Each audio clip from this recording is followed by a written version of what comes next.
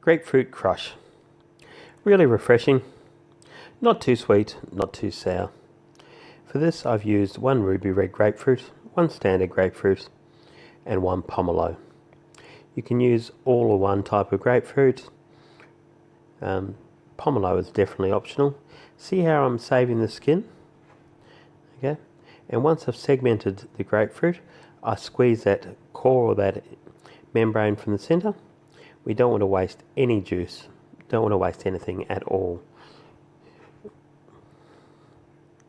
So peel them all, segment them all.